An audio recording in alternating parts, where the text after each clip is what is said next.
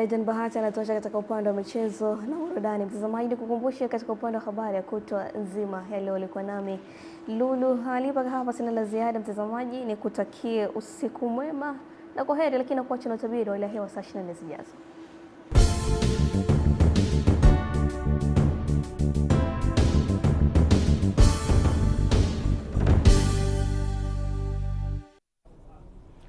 Uhali gani mpenzi mtazamaji, na karibu katika utabiri wa hali ya hewa wa saa 24 zijazo kuanzia saa 3 usiku.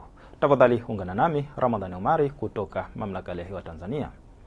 Mifumo anga inaendelea kuonyesha viashiria vya mvua katika baadhi ya maeneo hapa nchini, hususan yale yanayozunguka Ziwa Victoria, nyanda ya juu kaskazini mashariki pamoja na ukanda wetu wa pwani ya Bahari ya Hindi. Na kwa siku ya leo, maeneo yanayozunguka Ziwa Victoria yanatarajiwa kuwa na hali ya mawingu kiasi, mvua na ngurumo za radi katika maeneo machache. Kwa maeneo nyanda juu kaskazini mashariki pamoja na pwani yetu ya kaskazini, kunatarajiwa kuwa na hali ya mawingu kiasi, mvua katika maeneo machache. Na maeneo mengine nchi yaliyosalia yanatarajiwa kuwa na hali ya mawingu kiasi na makavu kwa ujumla. Na kwa siku ya kesho, maeneo yanayozunguka Ziwa Victoria, magharibi mwa nchi yetu, nyanda ya juu kaskazini mashariki, pwani yetu ya kaskazini, pwani ya kusini pamoja na mkoa wa Morogoro, kunatarajiwa kuwa na hali ya mawingu kiasi, mvua na ngurumo za radi katika maeneo machache na vipindi vya jua. Kwa maeneo nyanda juu kusini magharibi pamoja na mkoa wa Ruvuma, kunatarajiwa kuwa na hali ya mawingu kiasi, mvua nyepesi katika maeneo machache na vipindi vya jua. Kwa maeneo ya mkoa wa Singida pamoja na Dodoma, kunatarajiwa kuwa na hali ya mawingu kiasi na vipindi vya jua.